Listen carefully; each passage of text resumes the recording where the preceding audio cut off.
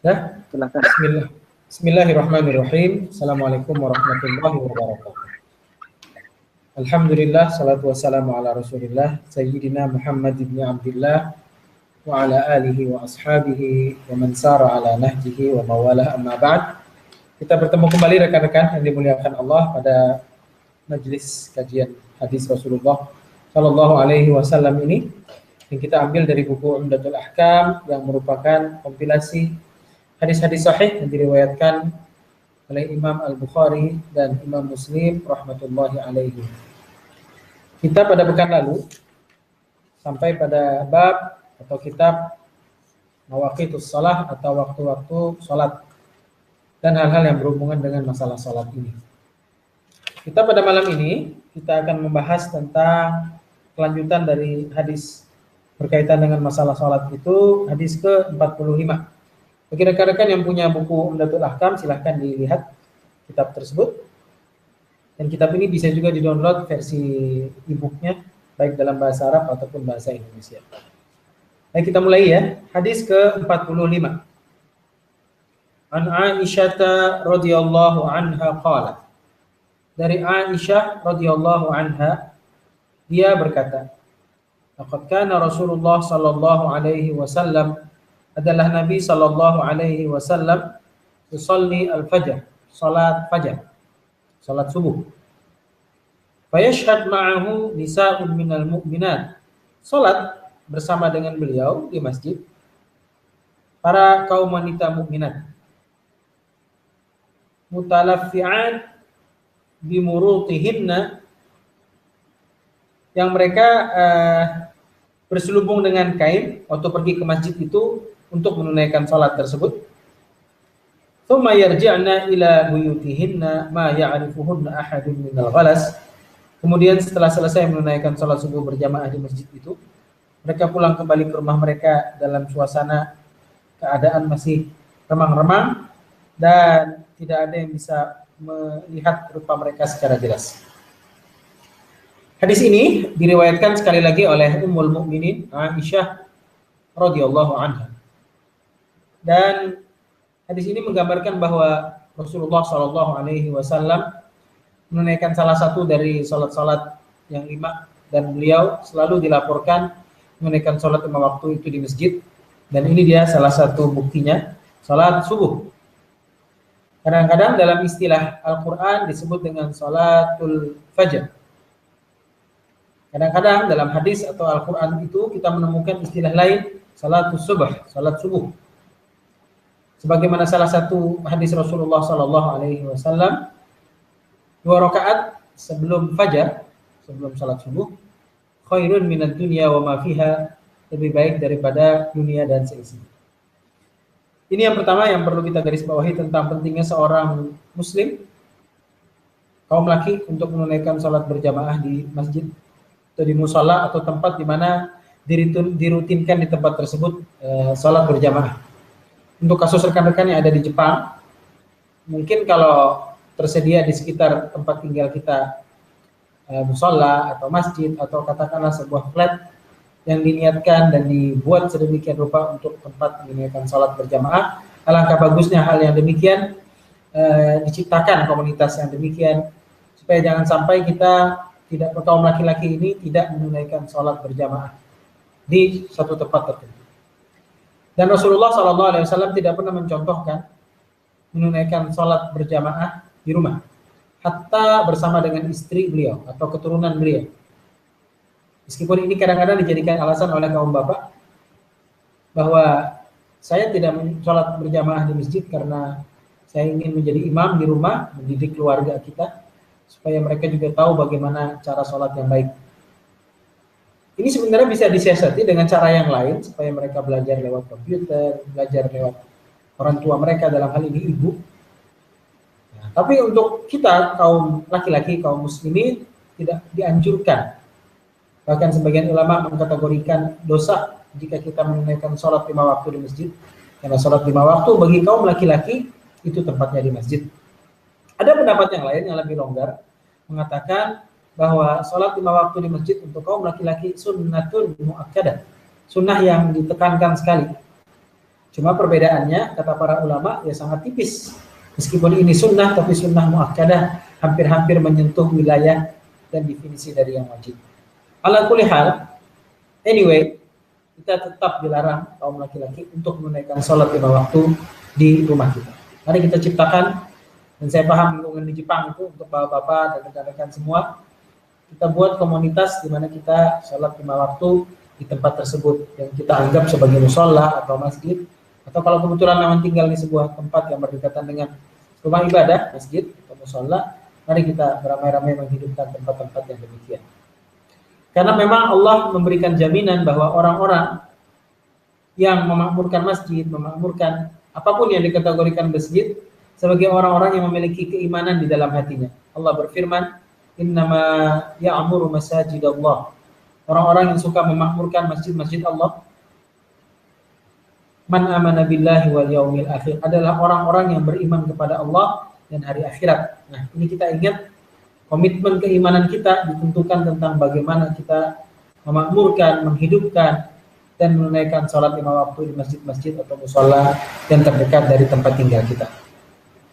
Yang kedua, rekan-rekan yang dimuliakan Allah, hadis ini juga menggambarkan bahwa ternyata kaum wanita muslimat dibolehkan juga untuk menunaikan sholat berjamaah di masjid. Di sini digambarkan bahwa nisa mukminat juga menunaikan sholat subuh berjamaah di masjid bersama dengan sahabat, bersama dengan Rasulullah SAW. Akan tetapi doktrin agama Islam atau hadis-hadis atau ayat sebelumnya juga tidak memberikan ketegasan sebagaimana Islam memberikan ketegasan kaum laki-laki untuk menunaikan sholat 5 waktu di masjid. Kaum wanita mubah, sebaiknya mereka sholat di rumah, itu yang terbaik. Tapi jika ada, kata para ulama memberikan catatan, jika keadaan aman, jalan untuk menuju masjid tidak ada secara security bisa dipertanggungjawabkan, kemudian tempat mereka menunaikan sholat betul-betul terpisah dari kaum laki, dan semua hal yang berkaitan dengan rintangan-rintangan untuk menunaikan sholat berjamaah di masjid itu tidak ada, kaum wanita dipersilahkan untuk menunaikan sholat berjamaah di masjid. Tidak ada larangan, hukumnya mubah. Dan Rasulullah SAW pernah berpesan, janganlah tamna'u imamat Allah, jangan kamu pernah melarang hamba-hamba Allah dari kaum wanita muslimat daripada mereka menunaikan sholat berjamaah 5 waktu di masjid. Ini juga Rasulullah tidak pernah menunjukkan bahwa kaum wanita muslimat sebaiknya menunaikan sholat di masjid. Tapi jika mereka ingin menunaikan sholat berjamaah juga 5 waktu di masjid, tidak ada larangan di dalam Islam. Ini poin yang kedua. Mau kemudian kita pindah ke poin yang ketiga, masih dari hadis yang sama, bahwa hadis ini menunjukkan waktu akhir dari sholat subuh.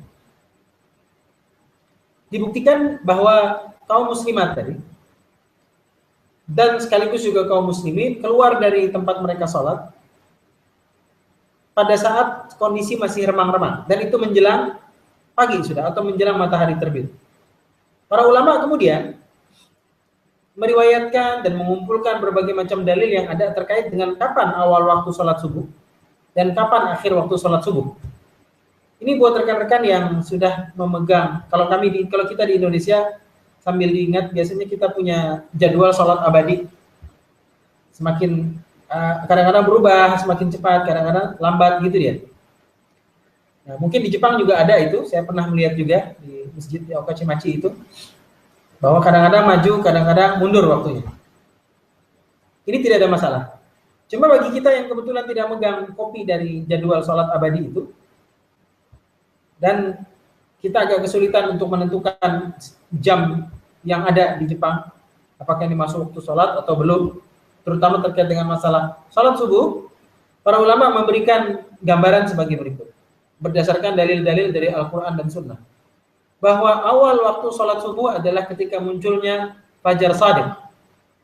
Dia ada 2 fajar, ada 2 semburat kemunculan, bakal munculnya sinar terang matahari di ufuk yang disebut dengan fajar. Yang pertama, biasanya muncul sekitar jam 4 atau jam 5, yang jelas sebelum sholat subuh. Biasanya bentuk semburat fajar ini melengkung seperti separuh huruf U, letter U terbalik. Itu dia. Mungkin bisa di search nanti di internet, U terbalik. Dan itu ada cahayanya sedikit saja di ufuk, kita bisa lihat. Ini biasanya setelah itu beberapa menit kemudian, ini bukan tambah terang, malah setelah itu dia muncul terang sebentar, hilang kembali dan gelap gulita kembali. Ini yang disebut oleh para fuqaha ahli fikih dengan fajar kadhib. Jadi ufuk yang bohongan, bukan betul. Jadi sekedar muncul habis itu hilang. Ini bukan awal waktu menunaikan salat subuh. Tapi sejurus setelah itu, beberapa menit setelah itu akan muncul fajar shadiq, ufuk yang betul. Yang tadi kadhib itu bohongan gitu. Jadi muncul dan hilang. Kalau ini bentuknya, dia merata di atas semua horizon. Akan kemunculan sebentar lagi, beberapa jam lagi, gambar atau sinar atau cahaya yang setelah itu memunculkan pagi di seluruh jagat raya. Nah, rekan-rekan yang dimuliakan Allah, itu dia awal waktu sholat subuh. Kemudian, kapan awal akhir waktu sholat subuh? Digambarkan dalam sebuah riwayat, kata Rasulullah SAW, isfiru al-fajr. Usahakan waktu fajar itu atau akhir waktu fajar itu di saat sudah menguning. Maksud menguning ini adalah ketika semburat matahari sudah akan muncul. Jadi matahari sudah akan terbit, itulah akhir dari waktu sholat subuh. Dalam riwayat, Rasulullah SAW digambarkan membaca kalau sholat subuh secukup 60 ayat. Nah, kita bayangkan ya, dalam satu surat Al-Quran terdiri dari 60 ayat itu cukup lama memang. Dan itulah yang disunahkan kita untuk membaca ayat-ayat yang lumayan panjang ketika menunaikan sholat subuh. Berbeda dengan kalau kita menunaikan sholat maghrib, di mana disunahkan oleh Rasulullah SAW, diriwayatkan oleh para sahabat bahwa beliau membaca ayat-ayat pendek ketika menunaikan sholat maghrib. Kalau kita pikirkan seorang imam membaca 60 ayat, mulai dari awal takbir sampai dengan akhir, itu panjang itu. Dan bisa dipastikan insya Allah, kalau suratnya cukup panjang, bahwa di ayat ke-60 sampai dengan Assalamualaikum sang imam, dengan wirid sebentar, insya Allah itu sudah matahari sudah perlahan-lahan terbit. Dan itu yang disebut dengan akhir dari waktu sholat subuh. Baik, ini masalah dan terkait dengan hadis ini ada 3 jadinya. Berkaitan dengan sholat berjamaah di masjid, berkaitan dengan seorang wanita atau kaum wanita muslimat ingin juga menunaikan sholat 5 waktu di masjid, dan berkaitan dengan akhir atau awal waktu kita menunaikan sholat subuh. Dan ada beberapa masalah yang berkaitan dengan sholat subuh ini, diantaranya biasanya yang ditanyakan adalah bagaimana jika seseorang ingin menunaikan sholat subuh yang kebetulan dia ketiduran. Begitu bangun, kemudian matahari sudah terbit dan seterusnya. Kapan waktu dia menunaikan? Di saat kapanpun dia ingat itu. Di saat kapanpun dia terjaga, saat itu lakukan sholat subuh tersebut.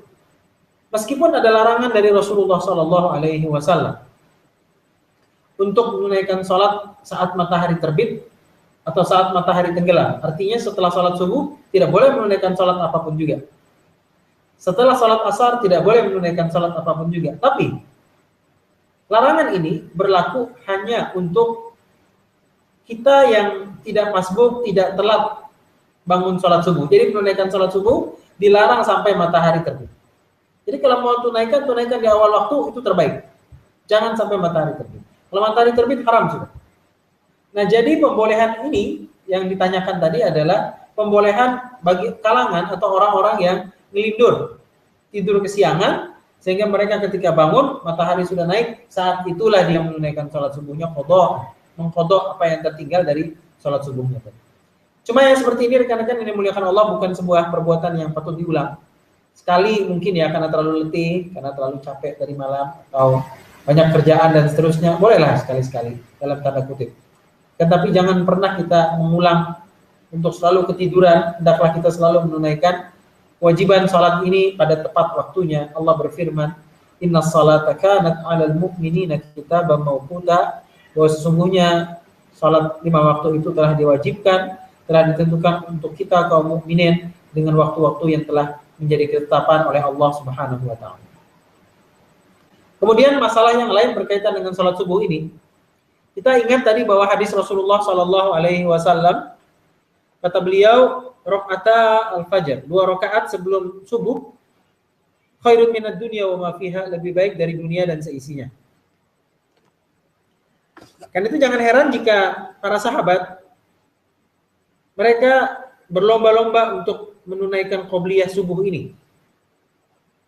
Dan suatu hari ada seorang sahabat dilihat oleh Nabi Shallallahu Alaihi Wasallam, selesai sholat subuh dia bangun lagi menunaikan sholat 2 rakaat, dan Nabi bertanya kepada orang tersebut, sholat apa ini? Kata para sahabat, saya mengqadha qobliyah subuh yang tidak saya tunaikan tadi. Dan Rasulullah membenarkan itu. Dan hal-hal seperti ini disebut dengan sunnah takririyah, bahwa Rasulullah melihat satu peristiwa dan Rasulullah membenarkan. Dan masalah ini jadi dalil buat kita yang dalam tanda kutip, dalam garis bawah, yang terbiasa untuk menunaikan sholat qobliyah fajar, kemudian pada hari itu tidak sempat lagi menunaikan qobliyah fajar karena begitu datang ke masjid orang sudah rakaat pertama sehingga tidak sempat lagi untuk menunaikan qobliyah. Bagaimana caranya dia menunaikannya? Lakukan sejurus setelah kita sholat subuh, mungkin secukupnya, assalamualaikum, sholat subuh, istighfar dulu, subhanallah, dan seterusnya, langsung bangun. Setelah itu mojok sendiri di dalam masjid tersebut, tunaikan sholat subuh, sunnah qobliyah subuh, 2 rakaat qadhaan lillahi ta'ala. Ini cara yang pertama. Kemudian dalam riwayat yang lain disebutkan bahwa Rasulullah SAW menyuruh kita kalau ingin mengqadha di saat bukan pada waktu matahari terbit. Karena kata Rasulullah SAW bahwa matahari terbit atau terbenamlah, atau kama qala Rasulullah, atau sebagaimana yang disabdakan oleh Rasulullah, dia terbit atau terbenam di antara 2 tanduk syaitan. Karena itu kenapa kita dilarang rahasianya untuk menyembah Allah, untuk sujud, untuk sholat, untuk ruku pada saat matahari terbit atau pada saat matahari terbenam. Tapi khusus untuk kasus ini ada 2 cara tadi saya sebutkan. Yang pertama, mengqadhanya sejurus setelah menunaikan sholat subuh. Kemudian yang kedua, sejurus setelah matahari terbit, beberapa menit kemudian baru silahkan tunaikan qadha atau ganti dari sholat sunnah qobliyah subuh yang belum kita tunaikan tadi malam. Ini biasanya masalah yang beredar di masyarakat kita terkait dengan masalah sholat subuh ini, baik qobliyah subuh atau menunaikan sholat subuh berjamaah di masjid. Dan sholat subuh itu adalah salah satu sholat yang sangat singkat waktunya. Disunahkan dalam Islam berkaitan dengan subuh ini juga untuk azan, seorang muazin 2 kali azannya, khusus untuk subuh. Mungkin rekan-rekan yang sudah pernah menunaikan ibadah haji, pernah umroh, coba kita ingat-ingat kembali. Kalau subuh di Masjidil Haram atau di Masjid Nabawi, biasanya azannya 2 kali. Dan Nabi Shallallahu Alaihi Wasallam khusus untuk azan subuh itu menjadikan Bilal sebagai muazin di azan pertama. Kemudian Abdullah ibnu Ummi Maktum menjadi muazin di azan yang kedua. Dan adalah Bilal radhiyallahu anhu biasa naik ke atas bagian ketinggian atau atap dari Masjid Nabawi dan azan di situ untuk azan pertama. Dan fungsi azan pertama ini kata Rasulullah Shallallahu Alaihi Wasallam untuk membangunkan orang-orang yang tidur, untuk menyiapkan sahuran orang-orang yang akan berpuasa, untuk bersiap-siap untuk menunaikan sholat tahajud. Itu dia fungsi dari azan pertama ini. Dan para ulama mengatakan bahwa tidak ada ketetapan jam berapa sepatutnya Bilal untuk menunaikan azan tersebut. Karena itu fleksibel saja. Yang penting cukup waktu untuk orang melakukan aktivitas-aktivitas ibadah tadi, bangun. Dan dalam riwayat disebutkan azan yang pertama ini ada bunyi as-salatu khairum minan naum. Sementara di azan kedua tidak perlu lafaz itu, karena azan kedua bukan azan untuk membangunkan orang dari tidur. Kalau kita ingat artinya as-salatu khairum minan naum, salat lebih baik daripada tidur. Baik, ini poin. Beberapa bulan lalu di Indonesia ini, mungkin rekan-rekan pernah ngikutin di website-website yang bercerita tentang keislaman di Indonesia, atau mungkin di update status di Facebook atau media lainnya, bahwa ada semacam teguran dari pihak pemerintah pada masjid-masjid yang beberapa jam atau beberapa menit sebelum azan berkumandang, terbiasa di masjid tersebut ada tilawah, ada tahrim, ada sholawatan, diantaranya assalatu wassalamu alaihi, itu biasa yang kita dengar di Jawa, kadang-kadang disebut orang sholah-sholah itu. Termasuk di kami sini di Kalimantan, biasanya tilawah menjelang azan subuh. Itu fungsinya untuk membangunkan. Nah, ada larangan dari pihak pemerintah karena ini cenderung mengganggu, gitu alasannya. Saya kasih usul, oke ya. Saya kasih usul bahwa oke, kita akan turutin ini karena memang secara pendalilan tidak ada bahwa sebelum azan subuh, azan kedua maksud saya, ada tilawah sebagai cara dan fasilitas untuk membangunkan orang-orang tidur agar bersiap-siap pergi ke masjid. Tapi yang ada dalam riwayat hadis-hadis sahih adalah Bilal ibnu Rubah. Kalau sudah tiba waktunya untuk menunaikan azan pertama, beliau bangun dan azan lagi. Mungkin ini yang perlu kita hidup-hidupkan, azan pertama ini. Karena di tempat kita memang azan subuh dengan 2 kali azan ini masih tidak lumrah, tidak familiar orang. Nah, saran saya mungkin untuk rekan-rekan ya, kalau bisa menghidupkan azan 2 dimanapun juga rekan-rekan berada, mari kita hidup-hidupkan sunnah Rasulullah Shallallahu Alaihi Wasallam dengan azan 2 kali pada saat subuh, menjelang subuh, dan terakhir pada saat waktu subuh itu sendiri. Baik, ini berkaitan dengan masalah salat subuh. Kita sekarang pindah ke hadis berikutnya. Hadis ke-46. An Jabir ibn Abdullah radhiyallahu anhuma qala kana an-nabiy sallallahu alaihi wasallam yusalli adh-dhuhra bil hajirah. Adalah Nabi sallallahu alaihi wasallam salat zuhur pada tengah hari yang terik,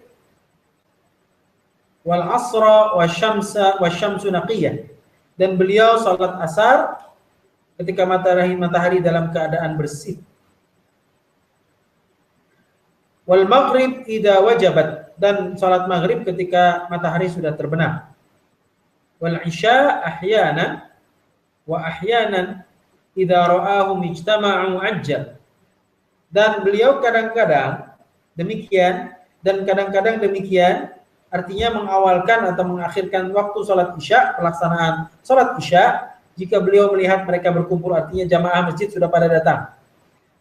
Apa yang beliau lakukan? Beliau menyegerakan salat isya, dan jika beliau melihat mereka terlambat, artinya datang dari rumah untuk menunaikan salat isya agak terlambat dan mereka belum kumpul banyak jumlah mereka, beliau mengakhirkannya dan beliau salat subuh ketika suasana remang-remang.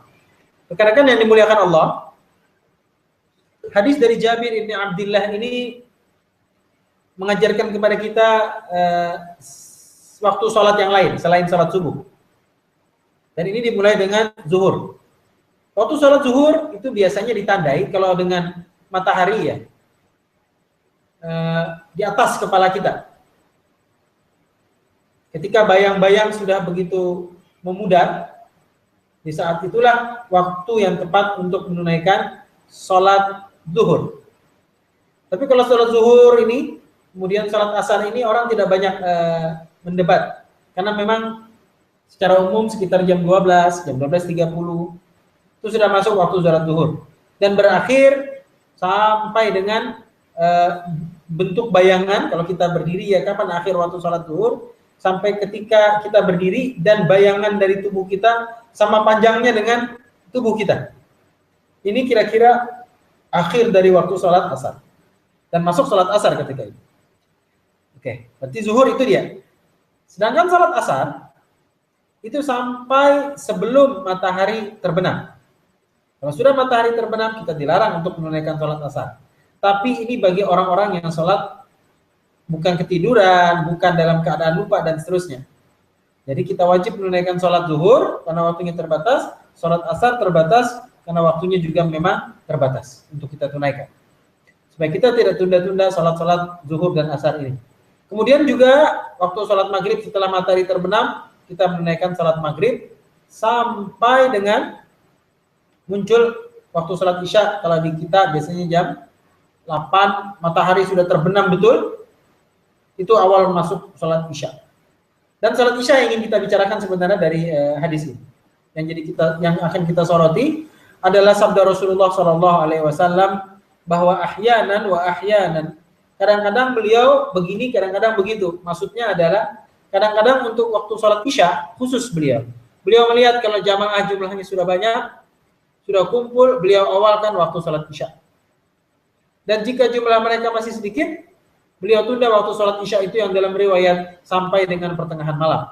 Baru beliau menunaikan sholat isya, dan beliau bersabda, jika seandainya tidak menyulitkan, menyusahkan bagi umatku, niscaya kujadikan, atau kama qala Rasulullah Sallallahu Alaihi Wasallam, niscaya waktu sholat isya yang paling afdal itu adalah di jam ini. Maksudnya jam menjelang pertengahan malam. Nah, rekan-rekan yang dimuliakan Allah, dari sini kita bisa ngambil kesimpulan bahwa waktu sholat isya satu-satunya waktu sholat yang cenderung lebih panjang. Bahkan Umar bin Khattab pernah datang kepada Rasulullah ketika melihat bahwa Rasulullah Shallallahu Alaihi Wasallam belum memerintahkan untuk jamaah berdiri dan menunaikan sholat isya berjamaah. Kata Umar, ya Rasulullah, ini orang sudah pada tidur semua. Anak-anak bayi sudah tertidur, ibu-ibu di rumahnya sudah terlelap semua. Sementara kita belum juga menunaikan sholat isya. Nah, karena itu muncul kemudian konklusi dari para ulama bahwa tentang waktu sholat isya adalah panjang, mulai dari akhir waktu sholat maghrib, awal sholat isya, sampai dengan sepertiga malam. Mungkin kalau isya jam 8 tepat lah, itu akhir dari waktu sholat isya, itu awal sholat isya, atau mungkin jam 7.30 kalau kami di sini sudah azan. Nanti antara qomat dengan azan itu makan waktu mungkin 10 menit atau 5 menit, baru setelah itu orang sholat isya. Ini di awal waktu. Sementara di akhir waktu boleh ditunaikan jam 12 malam, dan dalam riwayat yang lain boleh ditunaikan, yang penting sebelum orang menunaikan sholat subuh. Jadi sekitar jam 4 atau jam 5. Sebelum itu masih bisa menunaikan sholat isya. Nah, rekan-rekan yang dimuliakan Allah, ini dia waktunya. Karena itu tidak salah jika seseorang, baik muslimin atau muslimat, untuk menunaikan sholat isya khusus di waktu-waktu tersebut, boleh di awal, boleh di akhir, dan kalau diakhirkan waktu sholat isya itu jauh lebih afdal. Dengan catatannya seperti ini. Jika seandainya kaum wanita ingin melaksanakan hal tersebut, dipersilahkan, nggak ada masalah. Karena kaum wanita memang tidak ada anjuran, tidak ada perintah untuk menunaikan sholat berjamaah di masjid termasuk sholat isya. Jadi terserah saja mereka. Sementara kita kaum laki-laki muslimin, kita berhadapan dengan dua opsi. Yang pertama, menunaikan sholat isya di waktu yang afdal, yaitu sepertiga malam. Apakah mau menjalankan itu? Tapi korbannya adalah kita tidak menunaikan isya berjamaah di masjid. Karena biasanya sholat berjamaah isya di masjid di awal waktu dia. Jam 8 itu bubar sudah. Berarti jam 7.30 atau jam 8 kurang seperempat orang sudah bubar dari sholat isya. Ini awal waktu. Sementara kalau kita sholat di masjid, kita tidak mendapatkan waktu yang afdal dari sholat isya. Para ulama kemudian mengatakan bahwa tetap kita harus selalu mendahulukan berjamaah, karena itu jauh lebih afdal dibanding kita menunaikan sholat isya berjamaah di masjid. Dengan resiko-resiko tentunya diantaranya ketiduran karena terlalu malam. Dengan resiko mungkin malas untuk kita tunaikan karena terlalu malam, sekali lagi sudah larut. Karena itu tetap lebih afdal dengan mengurangi keafdalan akhir waktu sholat isya itu, kita menunaikan sholat isya di awal waktu bersama-sama dengan masyarakat yang lain di masjid atau di musola yang ada di sekitar rumah kita. Baik, ini yang berkaitan dengan masalah isya berjamaah di masjid. Kalau kaum wanita nggak ada masalah, dia mau menunaikan di masjid silakan, dia mau menunaikan di rumahnya silakan. Ini dia berkaitan dengan waktu sholat isya. Dan adalah kebijakan Rasulullah SAW, dan Nabi adalah manusia yang paling bijak di muka bumi ini. Dan beliau tidak ingin ada kesulitan pada umatnya, sampai-sampai untuk menunaikan masalah sholat yang dikategorikan masalah sakral di dalam Islam. Rasulullah SAW memberikan keleluasaan, tidak untuk memulai sholat jamaah sebelum para sahabat berkumpul. Dan mari kita gambarkan flashback zaman itu, tidak semua sahabat punya kendaraan untuk ke masjid. Mereka harus jalan. Karena itu mungkin telat datang ke masjid. Tidak juga mereka semuanya tinggal dekat-dekat dengan masjid tersebut. Mereka ada keperluan dan seterusnya. Karena itu wajar jika seorang imam dituntut seorang imam yang bijak untuk memerintahkan muadzin qomat, karena qomat itu adalah waktu untuk memulai salat. Jadi rekan-rekan yang dimuliakan Allah, azan itu haknya muadzin. Dalam artian dia yang melihat jadwal waktu salat, dia waktu itu azan. Sementara haknya qomat adalah haknya imam. Muadzin tidak boleh qomat sampai dengan imam yang memberikan isyarat dia masuk ke mihrab untuk bertakbir. Saat itulah seorang muadzin layak dan boleh serta sepatutnya untuk melakukan qomat, qamatis salat, supaya orang semua menunaikan salat berjamaah bersama-sama. Kita lanjutkan rekan-rekan yang dimuliakan Allah. Hadis ke-47. An Abi Al-Minhal Sayyar ibni Salam qala dakhaltu ana wa abi ala Abi Barzah Al-Aslami. Aku pernah bersama dengan bapakku masuk ke rumah Abi Barzah Al-Aslami. Faqala lahu abi, berkata bapakku kepadanya, kaifa kana Rasulullah sallallahu alaihi wasallam yusalli al-maktubah? Bagaimana sih Nabi, artinya waktu Nabi salat yang 5 waktu itu? Bagaimana waktunya, bagaimana ciri khasnya, itu yang ingin ditanya. Tapi ini lebih kepada timing waktu salat Nabi sallallahu alaihi wasallam. Faqala, berkata Abi Barzah, kana yusalli al-hajira allati tad'unaha al-ula hina tadhhadu asy-syams wa yusalli al-'asr thumma yarji' ahaduna ila rahlihi fi aqsal madinah wasy-syamsu hayyah wa nasitu ma qala fil maghrib wa kana yustahabbu ay yu'akhkhira min al-'isha allati tad'unaha al-'atama wa kana yakrahu an-nawma qablaha wal hadithu ba'daha wa kana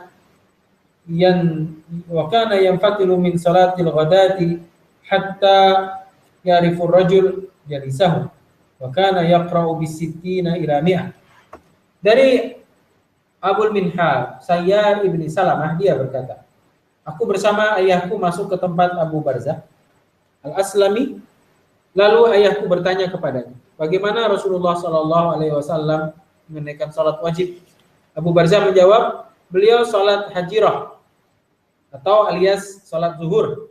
Kapan itu? Ketika matahari condong. Jadi matahari dari atas kepala kita sudah cenderung mulai condong. Ada bayangan sedikit, saat itulah waktu kita menunaikan salat zuhur. Beliau salat asar ketika salah seorang dari antara kami kembali ke rumahnya di ujung Madinah.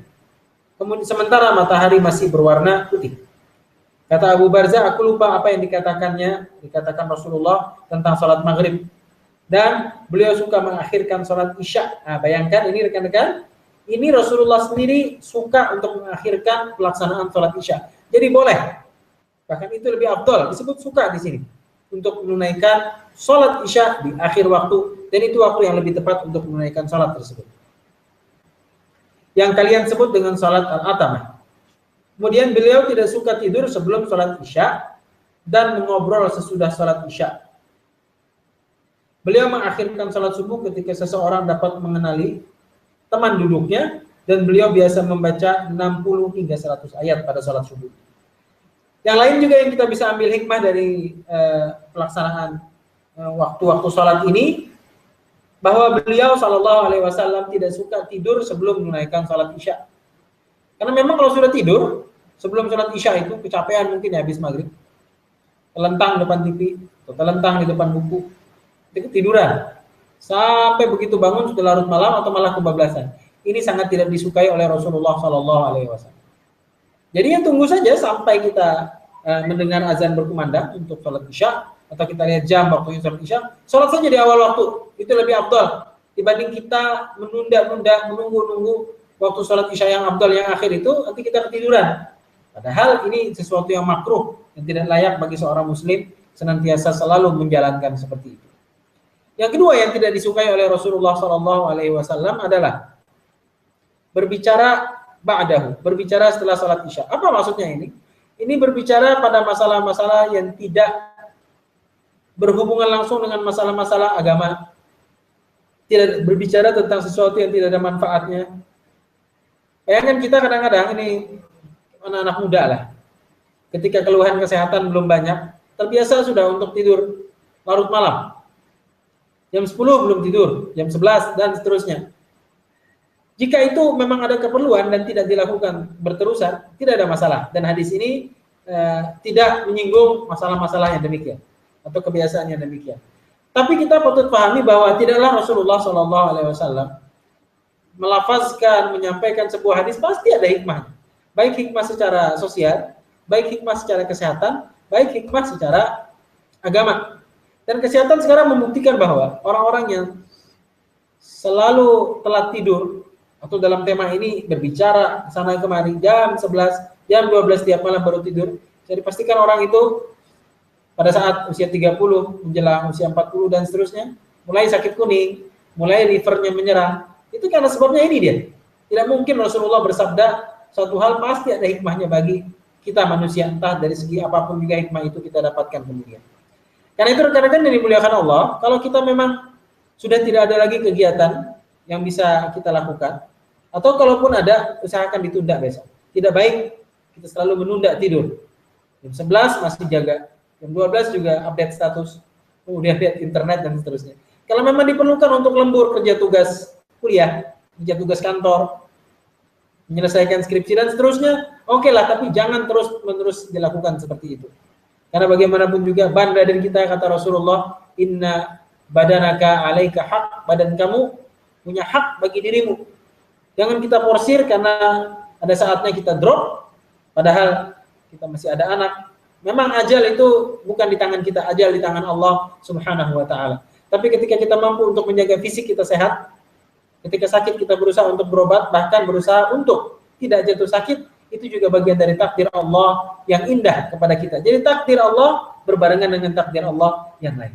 Ini hikmah dari hadis Rasulullah SAW ketika beliau bersabda, ketika digambarkan beliau berkata, atau beliau mengatakan, atau beliau melakukan wa yakrahu al-hadits ba'da, dan beliau tidak suka untuk berbincang-bincang setelah menunaikan sholat isya. Harus tidur aja udah.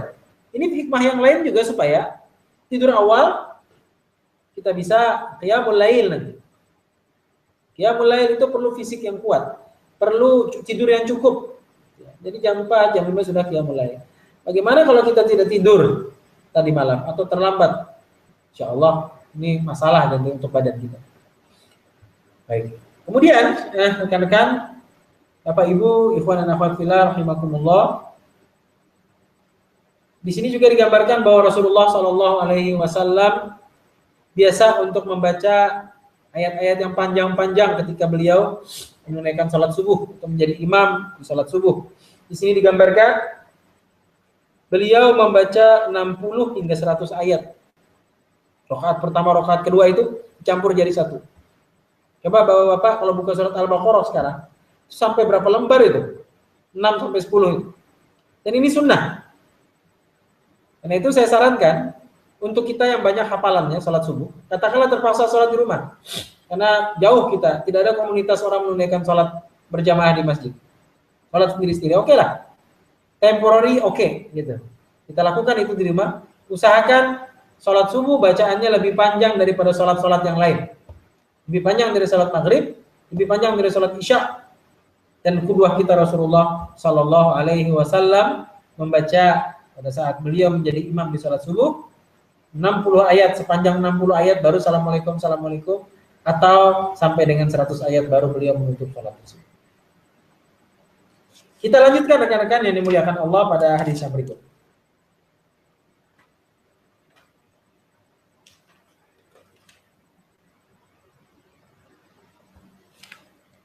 Hadis ke-48. Hadis yang terakhir untuk malam ini insya Allah. Sambil kita lihat nanti waktu yang ada. Hadis ke-48. An Ali radhiyallahu an, dari Ali radhiyallahu an, anna Nabi sallallahu alaihi wasallam, bahwa Nabi sallallahu alaihi wasallam qala yaumal Khandaq, bersabda pada hari Khandaq. Mana Allah kuburahum wa buyutahum nara. Mudah-mudahan Allah memenuhi kubur-kubur orang kafir itu dan rumah-rumah mereka dengan api neraka, dengan api. Kama syaghaluna 'anis salatil wusta hatta ghabatis syams. Karena mereka telah menjadikan kami lupa, sibuk sehingga tidak sempat atau terlupa menunaikan salat asar sampai matahari terbenam. Kemudian dalam riwayat Muslim, dalam lafaz Muslim, kata Rasulullah, syaghaluna, orang-orang kafir itu menyibukkan kita daripada menunaikan salat al-wusta atau salat asar. Tsumma shallaha bainal maghrib wal isya. Kemudian Nabi akhirnya bersama dengan para sahabat menunaikan salat asar itu setelah antara maghrib dengan isya, setelah beliau menunaikan salat isya terlebih dahulu. Dalam riwayat yang lain disebutkan, walahu an Abdullah bin Mas'ud, dari Abdullah bin Mas'ud qala habasal musyrikuna Rasulullah sallallahu alaihi wasallam anil asr. Orang-orang musyrik dalam perang Khandaq menyebabkan Rasulullah sallallahu alaihi wasallam terlalai atau terlupa atau terlalu sibuk daripada menunaikan salat asar. Hatta ihmarrat asy-syams au isfarrat, sampai matahari berwarna merah atau berwarna kuning yang menandakan matahari itu sedang tenggelam. Faqala Rasulullah sallallahu alaihi wasallam, saat itu Nabi berkata, syaghaluna 'anis salatil wusta. Orang-orang kafir itu menyebabkan kami lupa atau lalai dari menunaikan salat asar. Mala Allah ajwafahum wa quburahum nar. Mudah-mudahan Allah memenuhi badan dan kuburan mereka dengan api neraka. Aw hasyallahu ajwafahum wa quburahum nar, dan Allah mengisi badan dan kuburan mereka dengan api neraka. Hadis ini rekan-rekan yang dimuliakan Allah diriwayatkan pertama dari Ali bin Abi Thalib radhiyallahu anhu. Ali adalah khalifah Islam yang keempat dan beliau adalah sekaligus juga menantu Rasulullah sallallahu alaihi wasallam. Dari kitab ini yang kita pelajari selama ini, hadis yang diriwayatkan oleh Ali sudah 2 dengan malam ini. Sambil diingat-ingat kembali Bapak Ibu yang dimuliakan Allah, hadis yang pertama diriwayatkan dari Ali adalah ketika beliau bertanya kepada Rasulullah melalui Miqdad ibnu Aswad tentang hukum keluarnya madi cairan bening, bukan mani ya, keluar dari kemaluan laki-laki. Apa itu hukumnya? Kata Rasulullah, hendaklah dia mencuci, kemudian dia berwudu, dianggap najis air madi itu. Sementara mani kalau keluar diwajibkan untuk mandi junub. Dan benda yang terkena dicuci saja. Kalau tidak dicuci tidak apa-apa karena mani bukan sesuatu yang najis tapi kotor ya. Tetap juga kalau kita ingin cuci, dikiaskan dengan ludah, dikiaskan dengan ingus yang keluar. Itu riwayat dari Ali.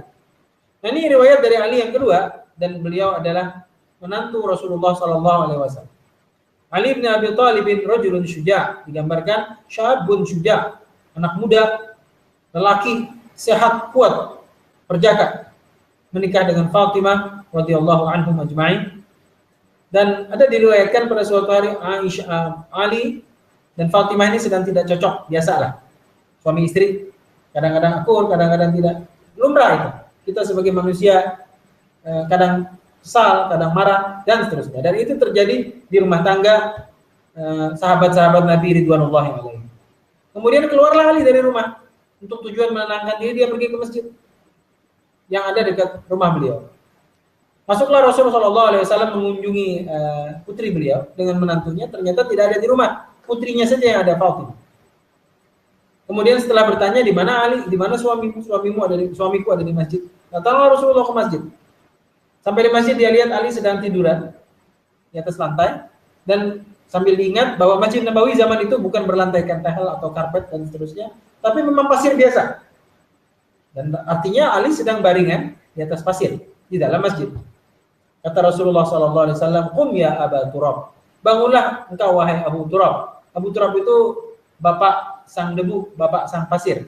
Sejak hari itu, panggilan yang dikenal di dalam sirah para sahabat terkait dengan Ali bin Abi Thalib, selain Abul Husain, bapaknya si Husain, atau Abul Hasan, bapaknya Hasan, karena Ali punya anak Hasan dan Husain dari istri beliau Fatimah, adalah panggilan juga untuk Ali Abu Turab, bapak sang debu.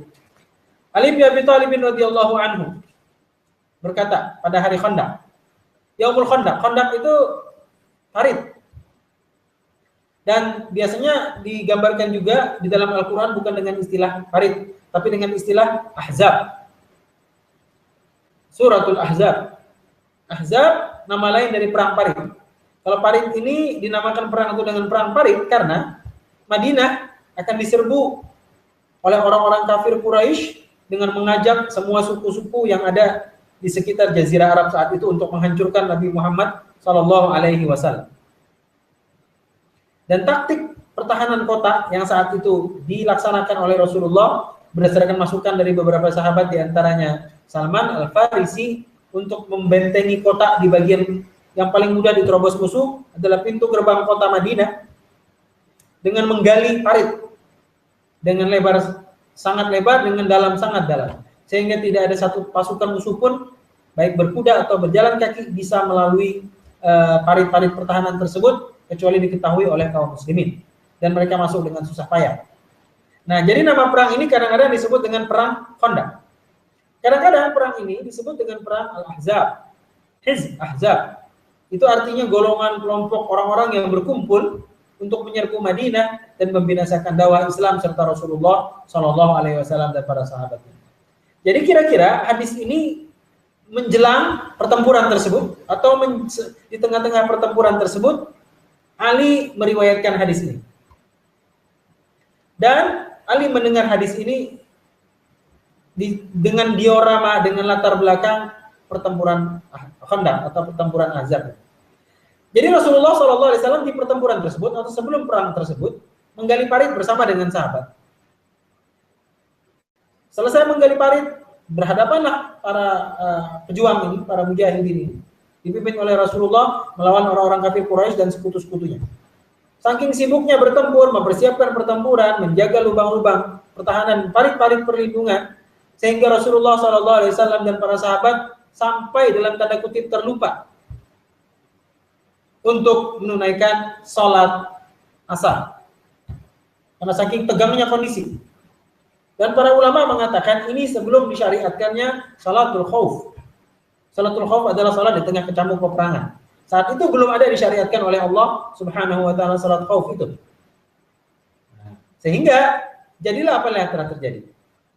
Rasulullah tidak menunaikan salat asar, dan saking marahnya Nabi kemudian melontarkan sebuah laknat, sebuah ungkapan bahwa mudah-mudahan Allah memenuhi rumah-rumah orang kafir tersebut, rumah orang-orang musyrik tersebut, kuburan-kuburan mereka, karena mereka telah menjadikan kami lalai daripada menunaikan sholat asar tepat waktu.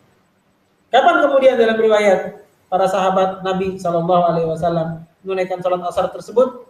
Pada waktu antara maghrib dengan isya. Jadi sholat maghrib dulu, karena ingatnya bisanya menunaikan sholat asar itu pada saat setelah maghrib. Jadi yang wajib dulu saat itu apa? Ini jadi pelajaran buat kita juga kalau ketinggalan sholat. Tunaikan sholat yang wajib saat itu dulu apa? Misalnya kita bangun belum menunaikan sholat asar, telat. Begitu bangun, sudah azan maghrib. Bukan yang kita lakukan saat itu bukan menunaikan sholat asar yang ketinggalan tadi, tapi yang kita lakukan adalah apa yang wajib saat itu pada waktunya, sholat maghrib. Salat maghrib dulu, baru tunaikan salat asar qada'an lillahi ta'ala sambil beristighfar untuk tidak mengulangi kelalaian kita. Wallahu a'lam bishawab terkait dengan menunaikan salat yang telah Allah wajibkan awal atau akhir waktunya. Nah, ini dia poin. Yang lain rekan-rekan yang dimuliakan Allah. Hadis ini secara tidak langsung menunjukkan kepada kita bahwa apakah Rasulullah SAW sampai sedemikian parahnya lupa gitu ya untuk menunaikan sholat yang kita tahu ini sesuatu yang merupakan pertaruhan kita hidup di dunia dan di akhirat, masalah sholat. Dan kita tahu hadis Rasulullah, awwalu ma yus'alu bihil abdu yaumal qiyamah adalah masalah sholat. Yang pertama kali ditanya oleh Allah pada hari kiamat adalah masalah sholat. Kalau sholat sukses, kita akan sukses menjawab pertanyaan yang lain. Ini Nabi sampai lupa. Para ulama menyimpulkan bahwa lupanya Nabi, misalnya lupa jumlah rakaat dalam sholat, kemudian akhirnya muncullah syariatnya sujud sahwi. Kemudian lupa untuk lalai dari menunaikan sholat asar. Ini semuanya adalah skenario dari Allah Subhanahu wa ta'ala. Supaya dalam peristiwa-peristiwa yang sama ketika kita tertimpa kondisi yang sama di kemudian hari, kita ada teladannya, kita ada contohnya dari Rasulullah Sallallahu Alaihi Wasallam. Kalau terlupa seperti ini, ternyata ada contohnya. Kalau kita bayangkan Rasulullah SAW dalam kisah hidup beliau tidak pernah ditemukan bahwa beliau lupa satu rakaat dalam sholat. Tidak pernah kejadian tentang lalainya sholat asar berjamaah pada waktunya seperti ini. Niscaya kita akan kebingungan sekarang. Tidak ada satu narasi pun dari Rasulullah cara bagaimana melakukan kelalaian tersebut, entah sujud sahwi, entah. Tapi dengan adanya peristiwa ini dilupakan oleh Allah, disengaja, diskenariokan. Jadilah kita tahu sekarang kalau kita kelupaan atau kelebihan satu rakaat, kalau kelebihan kita sujud sahwi, kalau kita kurang kita tambah satu, baru setelah itu sujud sahwi. Seperti itulah ternyata ada pembuktiannya di zaman Rasulullah dan dilakukan oleh Rasulullah Sallallahu Alaihi Wasallam. Ini indahnya Islam, indahnya Rasul Islam. Ketika beliau melakukan apapun juga ada keteladanan di situ. Sampai ketika beliau marah, sampai ketika beliau lalai pun ada qudwah yang patut kita contoh dari Rasulullah Sallallahu Alaihi Wasallam, sebagaimana difirmankan oleh Allah Subhanahu Wa Taala, laqad kana lakum fi Rasulillahi uswatun hasanah. Telah ada bagi kamu semua orang Islam pada diri Rasul Sallallahu Alaihi Wasallam teladan yang baik. Kemudian yang lain juga dari hadis ini. Ini jadi kisah bahwa pembuktian yang lain bahwa siksa kubur itu ada. Ini alam gaib yang untouchable. Kita tidak bisa menyentuhnya. Tidak ada satu penelitian ilmiah pun bisa meneropong di kedalaman kubur seseorang. Apakah ada nikmat kubur atau siksa kubur, kita tidak tahu. Kalau bukan karena Allah Subhanahu Wa Taala bercerita bahwa siksa kubur itu ada ketika Allah menyiksa alu Fir'aun dan keluarganya yang musyrik itu yang menentang Musa itu dengan azab kubur ghuduwwa wa 'ashiyya, pada siang malam disiksa dengan siksa kubur. Niscaya kita tidak akan tahu bahwa siksa kubur itu ada. Kita jalurnya cuma ini aja. Kalau bukan karena Rasulullah Sallallahu Alaihi Wasallam berkata bahwa dan mendoakan orang-orang kafir itu kuburan mereka akan penuh dengan azab berupa api yang membakar, niscaya kita tidak akan tahu ada azab kubur. Kalau ada azab kubur berarti kita memahami hal sebaliknya, ada azab kubur bahwa ada kenikmatan kubur. Nah, ini rumus buat kita semua kaum muslimin ahlu sunnati wal jamaah, bahwa untuk hal-hal ghaibiyat, siksa kubur, kenikmatan kubur, akhirat, padang mahsyar, yaumul hisab, gambaran-gambaran tentang surga, gambaran dan kenikmatannya, gambaran-gambaran neraka dan kenikmatannya, alam jin, alam gaib, pendek kata, kita tidak bisa menerka-nerka dan tidak ada penelitian ilmiah, observasi ilmiah dalam pemahaman ilmiah kita yang bisa membuktikan semua itu eksis. Tapi kenapa kita diminta untuk mempercayainya dan kita percaya? Karena pembuktian itu ada, dan pembuktian yang absolut itu dalam tema ghaibiyat itu cuma ada dua saja, Al-Quran yang mutawatir dan sunnah Rasulullah Sallallahu Alaihi Wasallam. Dan ini terbukti bahwa orang kafir itu akan disiksa dengan api neraka malam dan siang, dan cuma bukan hanya siksaan di dunia saja, di akhirat saja, di alam kubur. Ternyata Rasulullah mendoakan juga supaya api dan panas ini juga menghunjam ke rumah-rumah orang-orang kafir yang menyebabkan Rasulullah Sallallahu Alaihi Wasallam dan para sahabat lalai daripada menunaikan sholat tepat waktu, sholat asar tepat waktu. Poin yang lain, rekan-rekan yang dimuliakan Allah. Ada peristiwa sebenarnya yang tidak diungkit dari hadis ini, dan perang Khandaq itu adalah peperangan yang banyak kisah-kisah seduh sedang perjuangan Islam. Kisah pengorbanan. Kisah dalam surat Al-Ahzab penuh dengan intrik, intimidasi, dan ketakutan kaum muslimin terhadap musuh-musuh Allah itu, kecuali kalau bukan karena tawakal mereka, tiqah mereka dan iman kepada Allah Subhanahu wa taala, pasti mereka tidak akan sanggup berhadapan dengan musuh-musuh Allah yang berhadapan dengan mereka dalam perang Ahzab. Dalam perang Ahzab atau perang Khandaq ini juga ada qudwah, teladanan dari sahabat-sahabat Nabi tentang ketaatan kepada Rasulullah Sallallahu Alaihi Wasallam di sela-sela pertempuran. Dan dalam perang Ahzab atau Khandaq ini juga Ali bin Abi Thalib radhiyallahu an mendapatkan pesan yang sangat berharga untuk Ali bin Abi Thalib dan semua yang hadir pada saat itu, dan bagi kita, saya dan rekan-rekan semua yang hadir di sini juga. Pesannya sebagai berikut. Ini pesan kepada Ali, dan pesan ini menjadi kewajiban generasi demi generasi. Kata Rasulullah sallallahu alaihi wasallam, "Ya Ali, Ali, ya yahdiyallahu bika." Orang mendapatkan hidayah Allah, semakin dekat dengan Allah, semakin dekat dengan Islam, semakin dekat dengan sunnah Rasulullah sallallahu alaihi wasallam. Khairun min khumrin ni'am, lebih baik daripada unta yang berwarna kemerah-merahan. Ini untuk menggambarkan unta kemerah-merahan itu mahal, unta saja mahal, apalagi yang kemerah-merahan. Dan dalam riwayat yang lain, khairun minad dunya wa ma fiha, lebih baik daripada dunia dan seisinya. Lebih baik daripada dunia dan seisinya, rekan-rekan yang dimuliakan Allah. Dan awalnya apa itu? Dakwah ilallah, mengajak orang kepada kebaikan. Karena itu saya mungkin berbicara kepada diri saya sendiri sebenarnya lebih banyak dibanding berbicara kepada rekan-rekan semua yang hadir di sini. Jangan pernah kita puas dengan keislaman kita. Jangan pernah kita merasa tenang dengan keislaman kita dan keluarga kita. Tapi mari kita ajak orang lain juga untuk menjadi seorang muslim yang baik, mudah-mudahan seperti kita. Dan itu Allah telah memberikan jaminan lewat Rasulullah SAW, lebih baik dari dunia dan seisinya. Orang mendapat hidayah Allah, itu memang urusan Allah Subhanahu wa taala. Allah berfirman, "Innaka la tahdi man ahbabta." Kamu tidak bisa memberikan hidayah kepada siapapun yang kamu cintai, Muhammad. Walakinnallaha yahdi man yasha. Ini ayat Allah.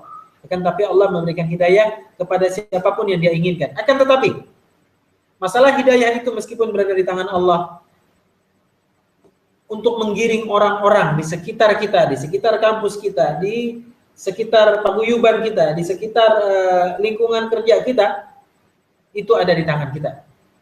Masalah mereka kemudian menerima dakwah kita, mau menerima ajakan kita untuk menunaikan salat, mau untuk ikut kajian Islam di kampus kita, hadir dalam majelis-majelis undangan kita untuk melakukan ketaatan pada Allah, itu adalah kewajiban kita.